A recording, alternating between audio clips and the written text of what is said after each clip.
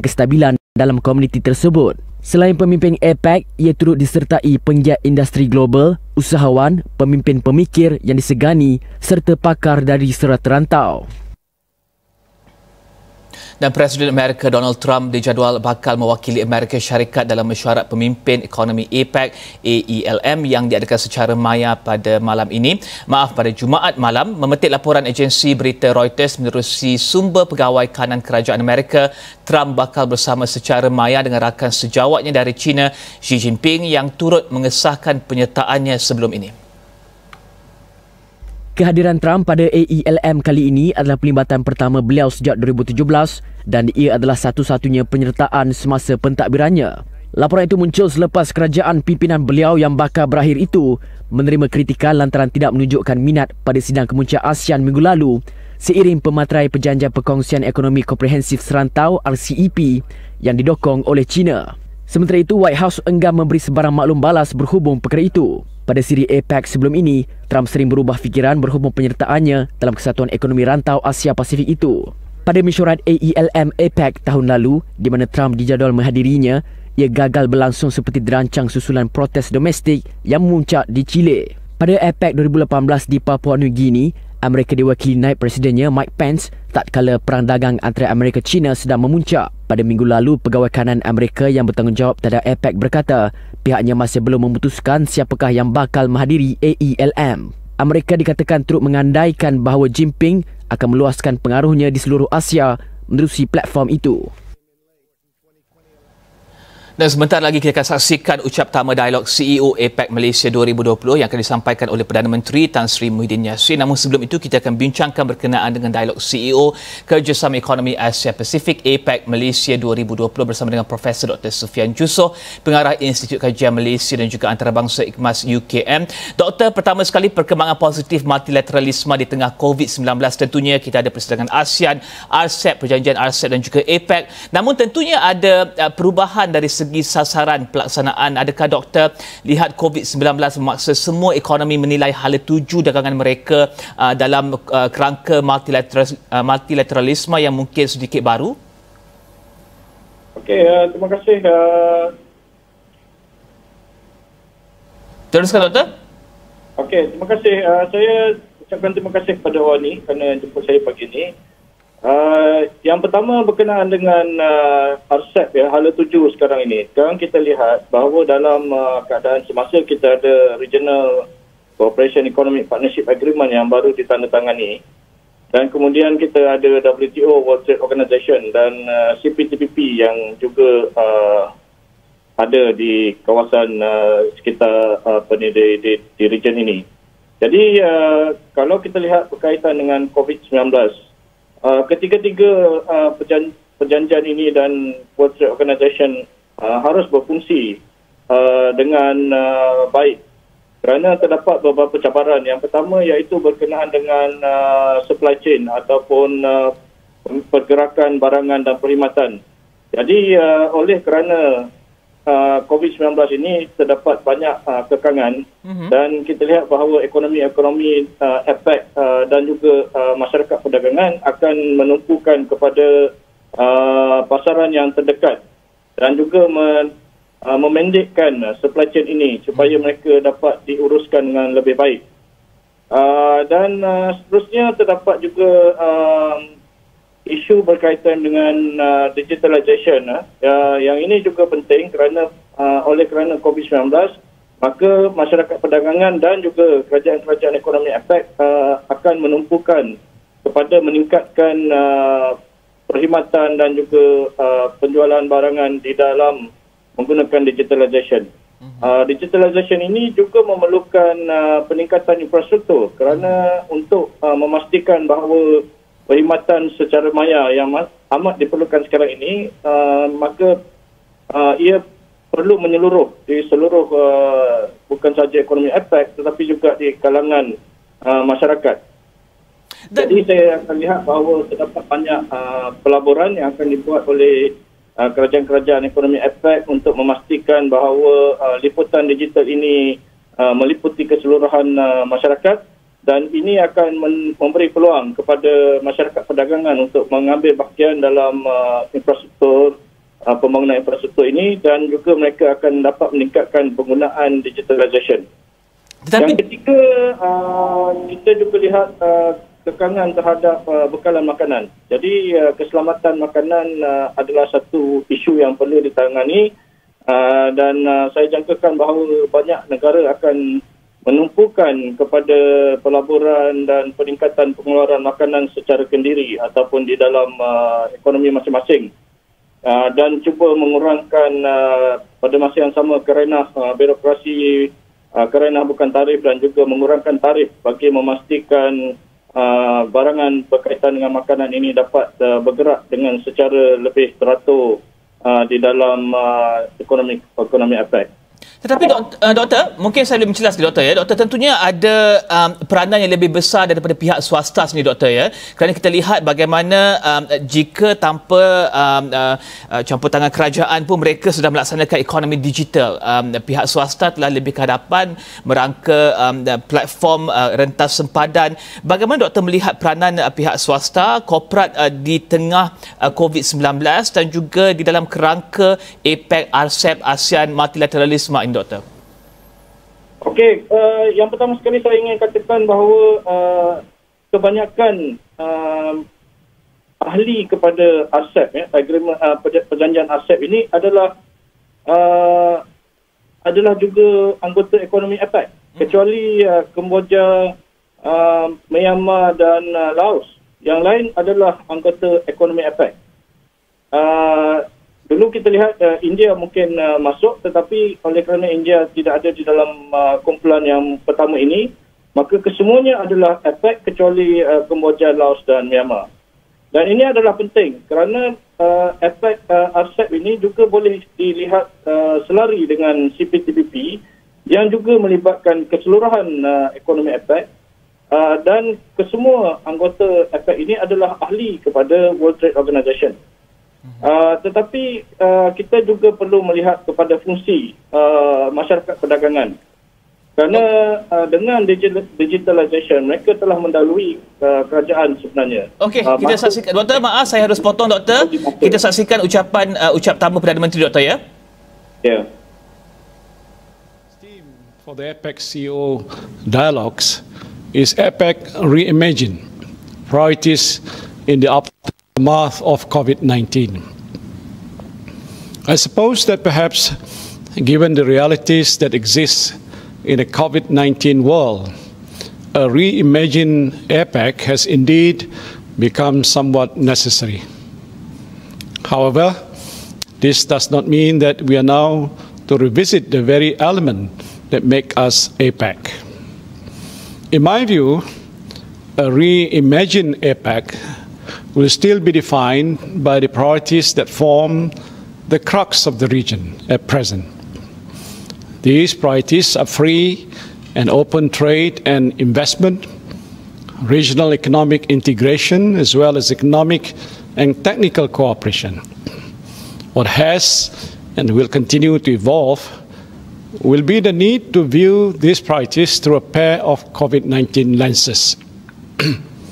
Admittedly, the pandemic has had a lasting impact on the way we view trade and economic priorities within Apec.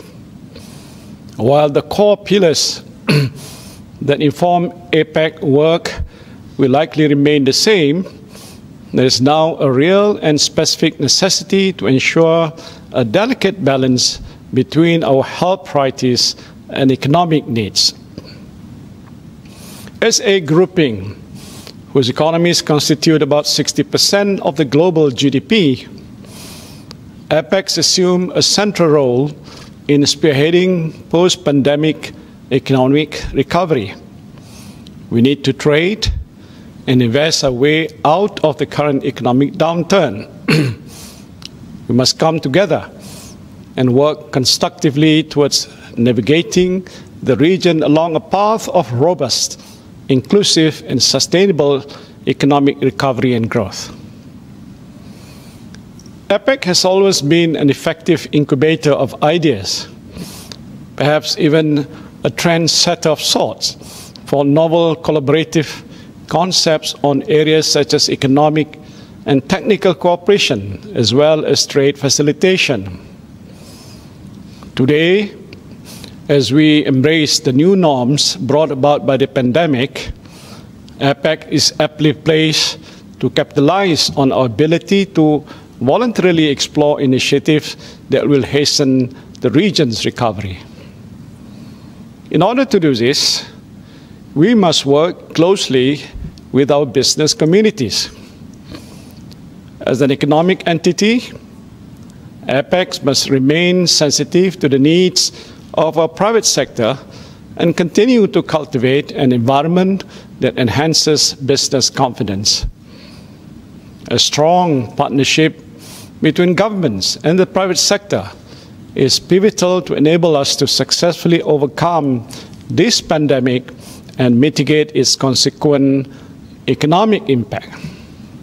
While the government can continue to undertake measures that preserve an ecosystem oriented towards trade and investment, it is ultimately the drive, the resilience and adaptability of the private sector that will enhance the economic prosperity of APEC. So let me take this opportunity to outline what I believe should be our three key priorities moving forward. Distinguished guests, ladies and gentlemen, the most important priority is for us to reaffirm our support and commitment for the rules-based multilateral trading system. This is essential for our businesses, as market stability and predictability are the central pillars which ensure that trade and investment continue to flow even during times of crisis. A well-functioning dispute settlement mechanism at the World Trade Organization, WTO, will serve as a primary pathway for countries to settle their differences, is also critical in this regard. Of similar importance is the need to recommit ourselves to APEC's core and enduring goal of free and open trade and investments in the region. And this is integral to our efforts to rebuild our economies in the aftermath of the pandemic.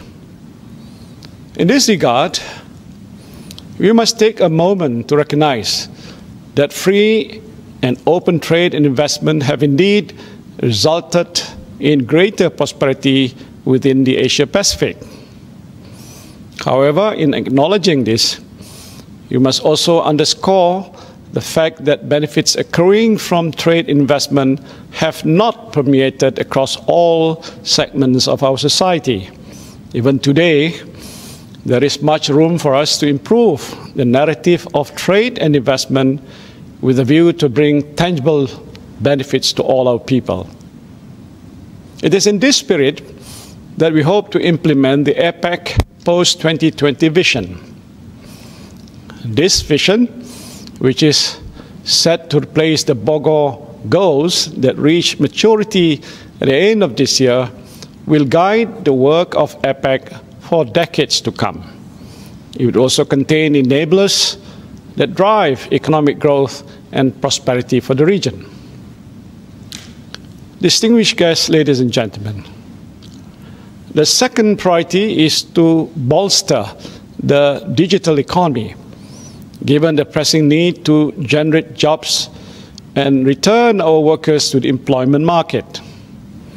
Innovation and digitalization are fundamental within this context, as these enablers not only facilitate our efforts to reinvigorate economic activities, but also to safeguard the health and well-being of our people.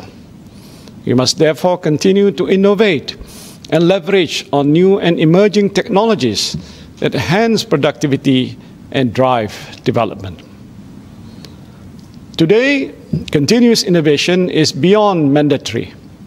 It is a prerequisite for businesses to remain relevant, inventive, or at times cutting-edge adoptions and application of digital technologies is the very foundation upon which innovative business models are built.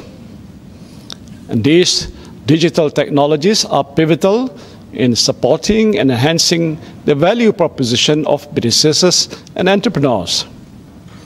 The pandemic has shown all of us that technology can step in and sustain communities even when our movement is restricted.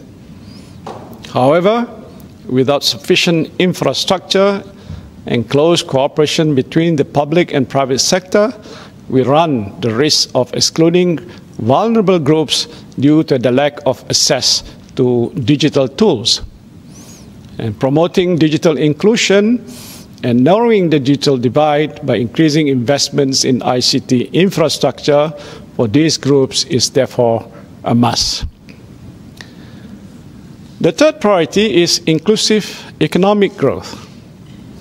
I must stress that economic recovery and subsequently growth should ensure that no one is left behind. We must continue to adopt economic approaches that place a specific emphasis on women and youth, the backbone of the region's economy. The World Bank, in a study, indicated that a country's income per capita will grow significantly if economic barriers are removed or minimized for women. And this implies the importance for us to acknowledge women's contribution to the economy and how much bigger a role they will play in a more inclusive economy. The youth must also not be left behind as we turn our eyes to the future in a post-COVID-19 world. With youth unemployment expected to rise, we must ensure that the younger generation is equipped with the right skills and knowledge that enable them to contribute effectively to the society. Distinguished guests, ladies and gentlemen, when the history books are eventually written, future generations will look to us for lessons as to how the world responded to a global emergency. They will ask whether we have indeed pursued everything within our means to overcome possibly the harshest challenge of our times, and whether we found our resolve in our regional solidarity rather than individual solitude. How these questions are ultimately answered is relying upon our responses at present time. With those questions for you to ponder upon, I'm pleased to officiate the Apec CEO Dialogues 2020. Thank you.